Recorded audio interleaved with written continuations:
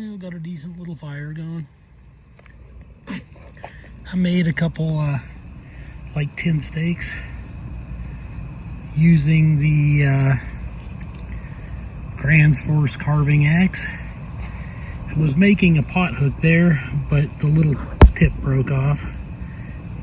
Almost had it, but this piece of wood I got here it's harder and drier than that kiln dried logs that I got on the fire there. That stuff is sickening. I don't know how it got that hard. It was like whittling a rock. And let's see, what else do I got here? I brought out my Ontario Blackbird, which is too dark now to even see anything. And it did okay, a little underwhelming, but that seems to be the kind of the story of the night. And I brought out my Gransfors Bruk Carving Axe, and this is the first time I used it, and I really like the look of it and the design of it, but I wanted to have an axe, like a big hatchet that was more heavy duty for splitting logs, not big logs, but just like little stuff like this for the campfire. I figured if I got the symmetrical grind one, it would be more all around suited, you know, to what I need it for. And even though it did perform just fine, my complaint is, if I have one, the pros are that the handle is grippy with that nice texture. Nothing wants to focus in the dark. That awesome grippy texture on the handle, and the blade, especially up there on the toe, was razor sharp. Little not so much towards the bottom there, but it was still pretty decent. But yeah, I don't know how people use these for carving. I was trying to let just the weight of the axe kind of fall as much as I could so that it would do a lot of the work for me, but it's just straight up heavy.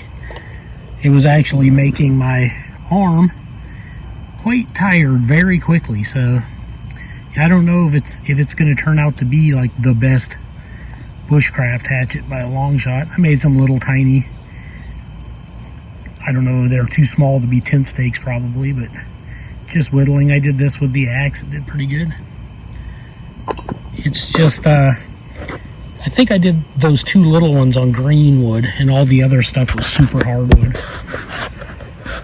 But yeah, I don't know. I mean, I've got pretty beefy forearms, you know, and for my forearm to get tired that quick is surprising, because it usually takes quite a bit to get my forearms to feel tired. And it seemed like trying to huff that axe around, like chopping with it, it's just a brute. It's only got a 2-pound head, but it just feels extra heavy.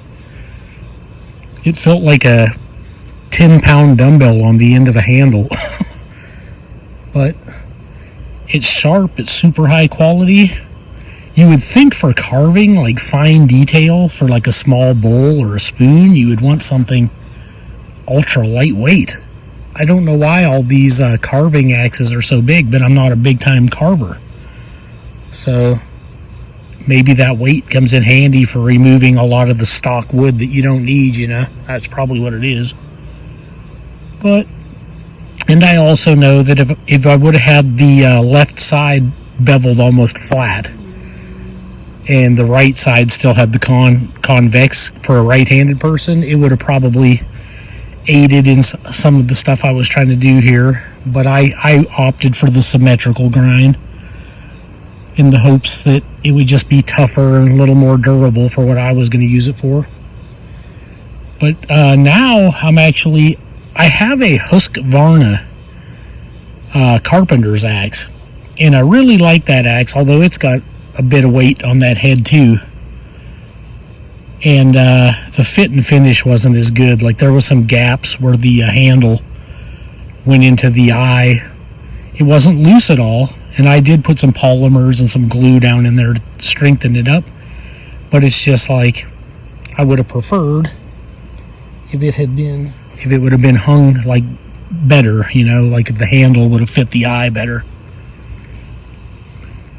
But I used it quite a few times and I really liked it, but once again, weight wise was a little similar to this, you know. And now I'm starting to wonder if I should have opted for the wow, the smoke is just, no matter where I move, it's just right in my face. Now I'm wondering if I should have opted for the Gransfors Bruk mini hatchet. It actually has a head on it that's smaller than the Cuban, which the Cuban has the shorter handle. And I have that, but the head is a little bit bigger and heavier, and the handle's a little thicker, I think. Whereas on the mini hatchet, it actually has a longer handle, so you're like, why do you call it mini? But the head is smaller, noticeably smaller if you put them side by side, and thinner, which would not really make for the greatest splitter of these like little logs right here, you know, because I do like to split those little logs where you need a wider, more like a splitting type axe or hatchet for that.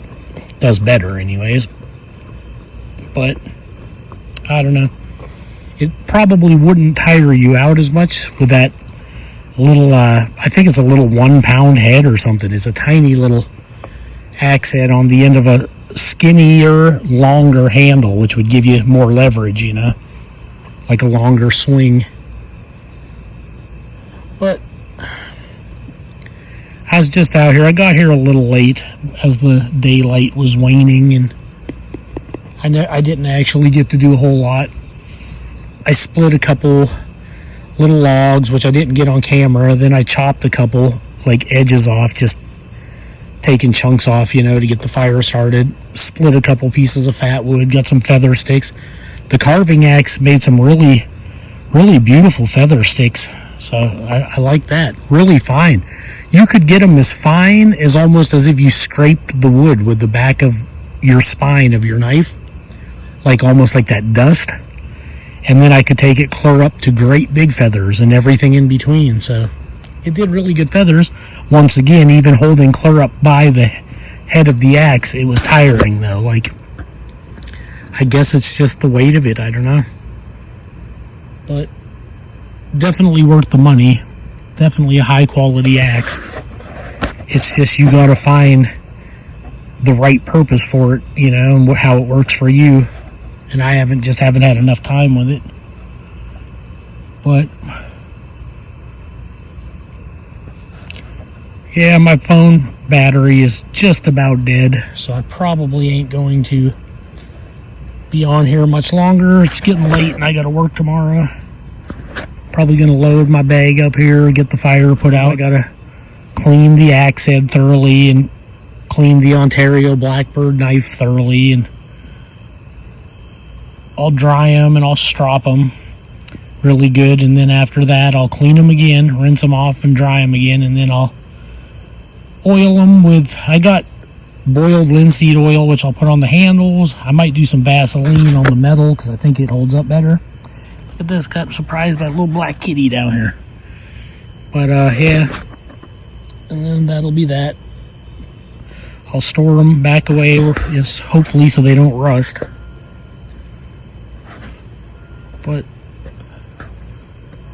even though it wasn't the world's best look at the carving axe, it was the best I could do for tonight, considering the situation.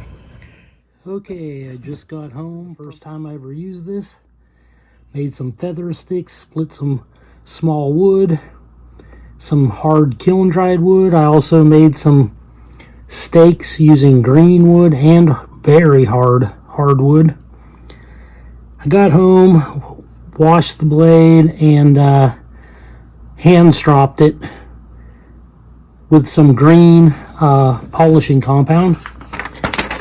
Let's see how it held up.